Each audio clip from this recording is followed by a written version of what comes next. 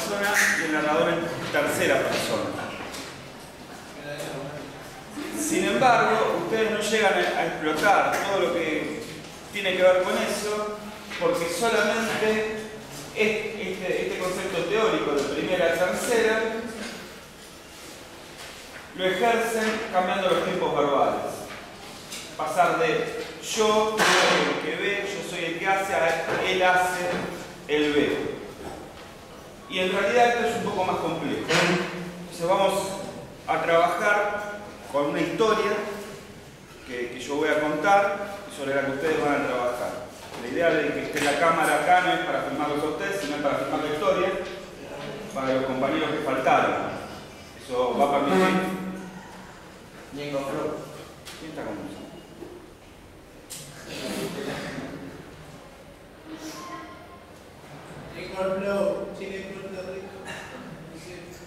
Entonces la idea es que el que faltó pueda seguir la historia en YouTube, entonces no tiene por qué, por haber faltado un día, quedarse postergado en el ejercicio o hacer el ejercicio de otra manera.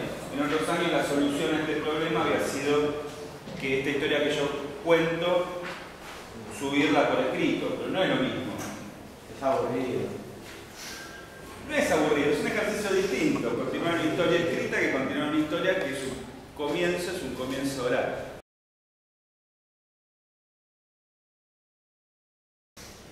Llovía. Había caído el sol en Buenos Aires y yo la podía ver desde mi balcón. Las luces de los automóviles tejían rayos sobre el asfalto húmedo. El olor a tierra impregnaba la atmósfera. Buenos Aires, tormenta. Las hojas de los árboles revoloteaban y construían un torbellino marrón en la calle. Pocos transeúntes. Mucha lluvia.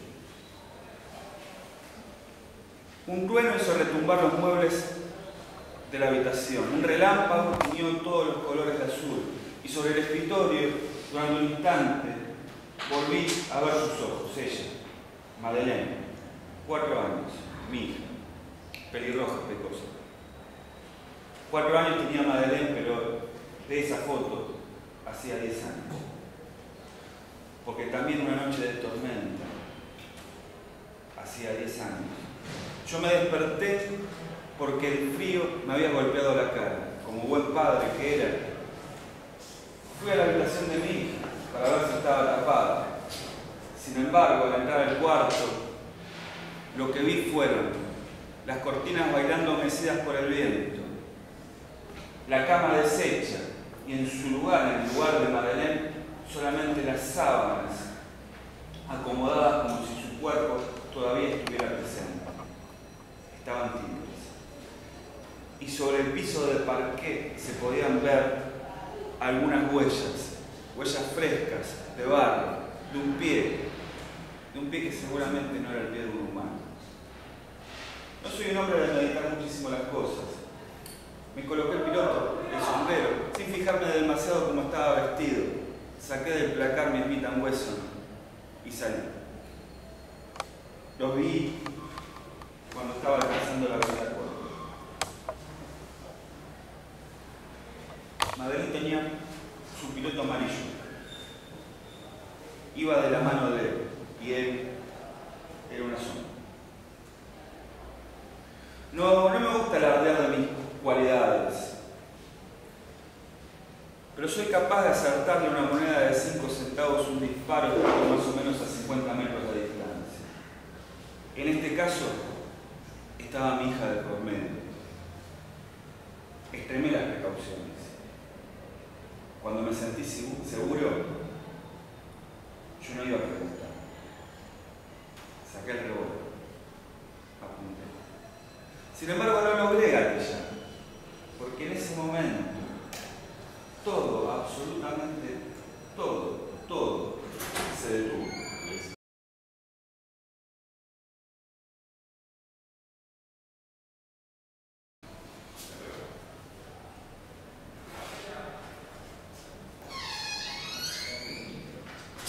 Le decía, sobre la avenida Córdoba la veía ella. mi hija, Madeleine. Llevaba el mismo piloto amarillo con el que solía ir al jardín de infantes.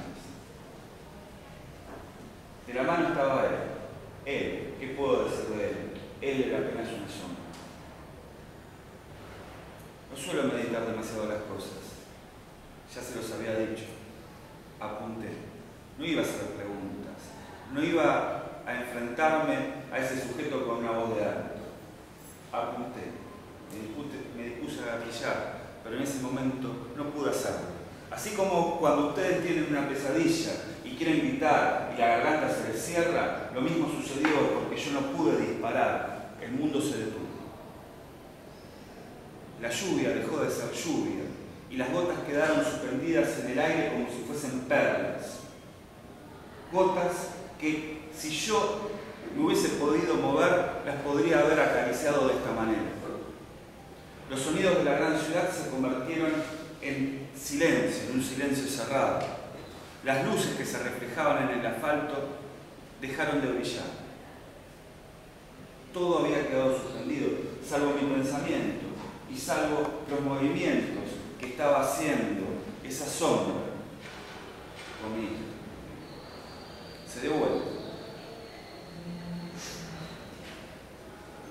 Me gustaría decirles que me miró desafiantemente, me gustaría decirles que dentro de ese desafío sonrió, se burló de mí, pero no puede mirar algo que no tiene ojos.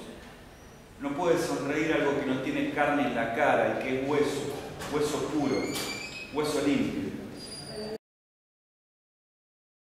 Volvemos a esto. Les dije, la sombra me hubiese podido haber desafiado con sus ojos, me hubiese podido haber desafiado con una sonrisa. Sin embargo, no había ojos en ese rostro, no había carne que podrían haber emitido una sonrisa. En ese rostro solamente había hueso. Sí, lo reconocí. Mi hija estaba de la mano del santo de la calavera, San la Muerte. San la Muerte era quien ahora me enfrentaba y con su bastón tocaba el suelo, lo hacía temblar y abría en el medio de la avenida Córdoba un abismo inconcebible. Desde las profundidades aquellas yo podía sentir el olor a azufre y podía entrever un fulgor que hablaba de una tierra desconocida para cualquier mortal, una tierra inconcebible. Madeleine me saludó. El mismo saludo que me hacía cuando la tomaba de la mano su maestra y entraba al jardín de infantes. Yo, sin poder moverme, sin poder evitarlo, con una impotencia absoluta, observé como San la Muerte saltaba hacia ese abismo con mi hija de la mano. A continuación, la lluvia cayendo sobre mi espalda, los bocinazos de una camioneta, el calor del radiador, los insultos de un automovilista que no entendía qué hacía yo, tirado en el medio de la avenida Córdoba, llorando y rasguñando el asfalto intacto de la avenida, pidiendo por el regreso de Madeleine. Eso había ocurrido hace 10 años atrás. Busqué a mi hija infatigablemente. Crucé puertas que un mortal no debe cruzar. Conocí secretos que una mente cuerda no puede conocer si es que quiere mantenerse cuerdo. En esos 10 años perdí casi todo. Perdí a mi mujer, perdí mis condecoraciones, perdí aquel trabajo del cual estaba orgulloso, detectives del Departamento Policial Argentino. Me dedico a resolver casos que la policía ordinaria no puede conocer porque no pueden ser concebidos dentro de la lógica. Me dedico a resolver casos que tienen que ver con hechos fantásticos. Eso, en el horario formal, porque al atardecer solamente en mi mente hay un lugar para el dolor. Un dolor atroz, el dolor de la pérdida de un hijo. Un dolor que mitigo solamente con la ayuda de un vaso de whisky. Es por eso que me llamó la atención aquel llamado. Mi mejor amigo, Sam Marx. El cuarzo azul del teléfono brilló en el cuarto que se encontraba a oscuras. Él sabía perfectamente que a esa hora yo no suelo atender a nadie. En esa hora yo me dedico al recuerdo, a la reflexión. Y como sabía que él era prudente, lo atendí. Hola, Cruz, claro, ¿no es cierto? Yo quiero primero, ¿no? Porque son varias cosas que tengo que decirte. La primera cosa que quiero decirte, y quiero realmente decirte esto, la primera cosa que quiero decirte es que me perdones, porque llamó un horario, no te gusta que te llamen, pero bueno, es que yo tengo algún problema, y en esa graduación, donde hay problemón, yo creo que la superamos, que creo que es un problemón que más que un problema, porque es eso lo que me pasa, porque yo estoy en un lugar en el cual no tendría que estar, pero estoy y no quiero salir de acá, y ni te cuento si deja de llover. Si deja de llover, se despeja el cielo y sale la luna llena, que yo creo que va a pasar. Ahí sí, yo estoy en muchos problemas un gran problema. ¿Qué te parece? Sam, me parece que no entiendo nada. ¿Dónde cuerno estás?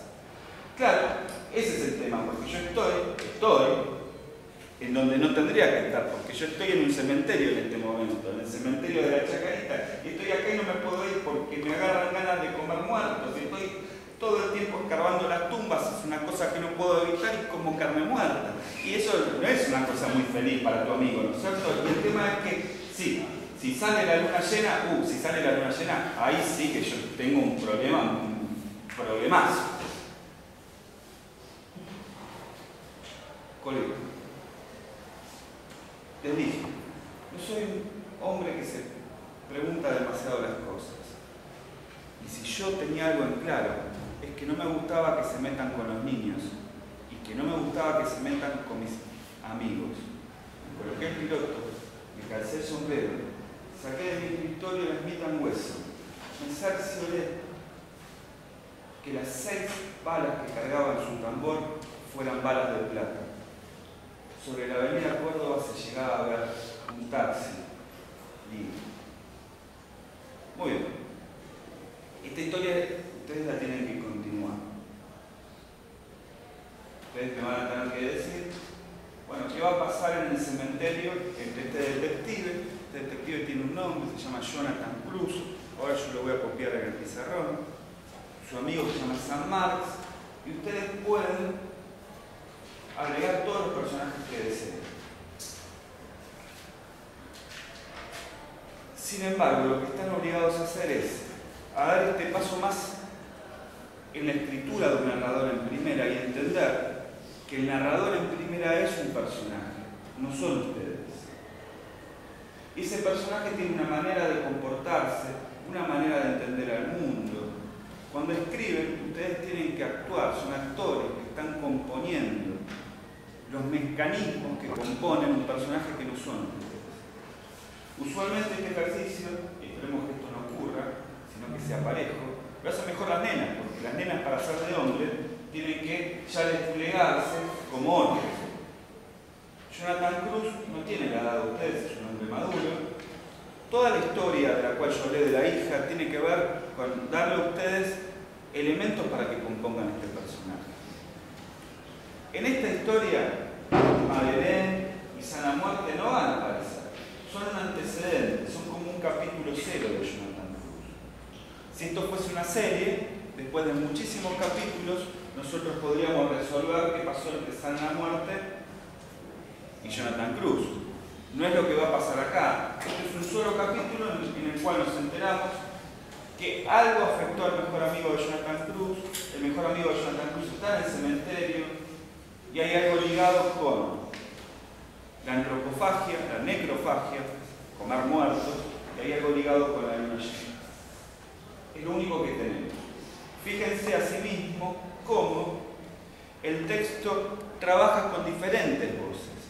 Una manera es la manera de hablar de Cruz, otra manera muy distinta es la manera de hablar de Sam. El que sostiene el discurso y la narración es Cruz. El resto de los personajes van a aparecer o con las comillas o con el guión resaltados y tienen su propia manera de hablar y de decir las cosas.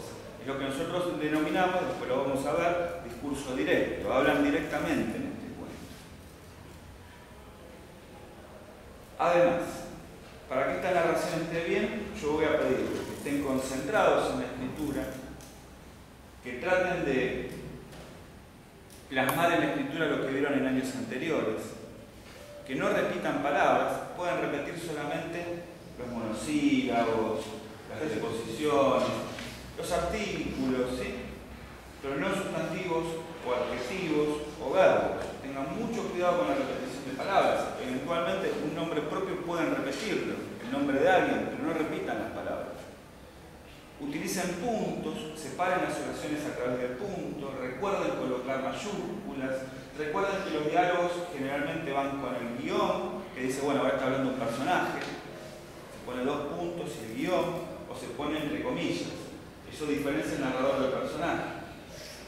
Finalmente recuerden el concepto de sangría, que es un espacio de 1,5 centímetros que se coloca delante de cada párrafo. Recapitulando, ustedes tienen que continuar la historia que les acabo de contar. Esto lo tienen que hacer construyendo la mentalidad de este personaje. Y tienen que esforzarse en escribir el texto de manera coherente y correcta, utilizando los signos de puntuación, no repitiendo palabras, incluso buscando palabras adecuadas para el vocabulario de este personaje, si tienen en un diccionario de sinónimos, en la computadora. Les decía, no pueden repetir palabras y tienen que prestar atención a armar correctamente los párrafos y con la sangría, que son conocimientos que vieron. ¿Cuál es la extensión de este trabajo? No hay extensión. La extensión es, este trabajo tiene que estar, la escritura de ustedes tiene que ser atrapante. Ustedes tienen que estar conformes con la historia que contaron. Si ustedes logran hacer un texto brillante, una gran narración, que nos va a atrapar a todos cuando se lea en 2 renglones, y bueno, son Shakespeare, no sé, son grandes escritores. Uno puede deducir que este cuento, para ser atrapante, y más o menos tiene una determinada cantidad de hojas. Pero, bueno, eso depende de cada uno.